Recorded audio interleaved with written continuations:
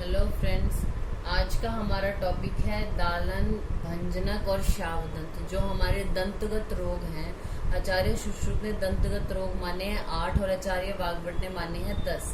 तो आचार्य सुश्रुत ने जो 8 माने हैं उनमें से जो असाध्य हैं उसको याद रखने का तरीका है BDS, यानी भंजनक, दालनक और शावदंत। ये तीनों असाध्य हैं, इसलिए हम इनको एक साथ पढ़ रहे हैं, ठीक है।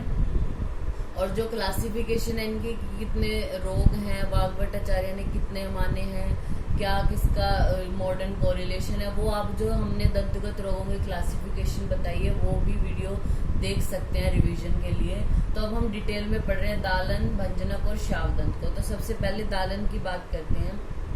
दालन के लिए आचार्य सुश्रुत क्या बोलते हैं कि जिसमें दांत अनेक प्रकार से फट जाते हैं, तीव्र पीड़ा होती है, तो वायु की वजह से उत्पन्न होने वाला, यानी दालन में दोष क्या बोला है, वात बोला है। वायु की वजह से उत्पन्न होने वाला जो दंतगत रोग है वो दालनक है।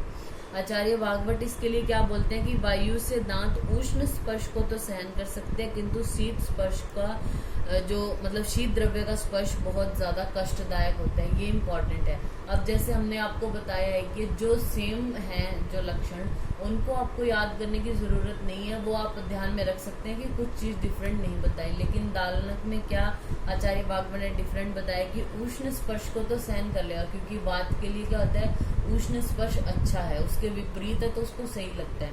लेकिन शीत द्रव्य के स्पर्श से बहुत कष्ट होता है और शूल से दांत फटने लगते हैं। इसको उन्होंने शीताख्य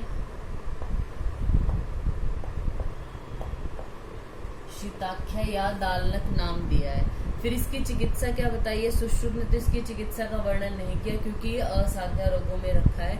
लेकिन आचार्य वाग्भट बोलते हैं कि स्वेदन कराना है, लेखन कराना है, तेल से अग्नि कर्म कर सकते हैं, शीरी वृक्षों के क्वाथ का कवल धारण करना है, अणु तेल से नस्य, और प्रतिसारण के लिए रसांजन, प्रियंगु, सोंठ, सैंधव, त्रिफला आदि जो है वो मधु में मिलाकर प्रतिसारण कर सकते हैं। In modern it can be correlated with odontalgia with cracked teeth. अब भंजनक के बारे में बात करते हैं। तो भंजनक है जो आचार्य वाग्भट ने नहीं माना दंतगत रोग, ठीक है। तो आचार्य सुश्रुत इसके बारे में क्या बोलते हैं, जिसमें रोगी का मुख टेढ़ा हो जाए और दांत टूट जाए और तीव्र वेदना हो, उसको हम कफ वात जन्य, यानी इसमें दोष क्या है, कफ है और वात है, दोनों माने हैं इन्होंने। और वाग्भट ने जो है वो इसकी जगह पर, भंजनक की जगह पे एक दंत भेद रोग माना है। उसमें क्या होता है, दांतों के अंदर तोद, भेद, रुक और स्फुटन ये सब होता है, उसको दंत भेद बोला उन्होंने। फिर आचार्य सुश्रुत क्या बोलते हैं कि इसकी चिकित्सा संपूर्ण वातनाशक क्रियाएं करनी है, तिल और मुलेठी से सिद्ध दूध का गंडूश करना है। तो ये हमारा हो गया भंजनक। फिर हम बात करते हैं शावदंत की। शावदंत के बारे में आचार्य जो सुश्रुत है वो क्या बोलते हैं, जो दांत रक्त और पित्त प्रकोप की वजह से, यानी इसमें दोष क्या है, पित्त और रक्त है, पित्त और रक्त दोष के प्रकोप की वजह से दग्ध हो जाए और वो शाव और नील वर्ण का हो जाए, उसे हम शावदंत बोलते हैं। नाम से ही पता चल रहा है शावदंत होना, यानी जो दांत है उसमें डिस्कलरेशन हो रही है।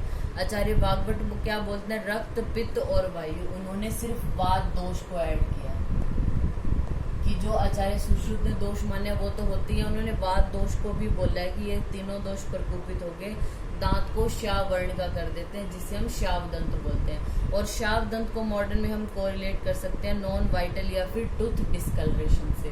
तो ये हमारे जो तीनों दोष, ये जो हमारे तीनों रोग हैं, जो दंतगत रोग हैं, ये असाध्य है, इसलिए हमने इनको एक कैटेगरी में रखा है, यानी दालनक, भंजनक और शावदंत।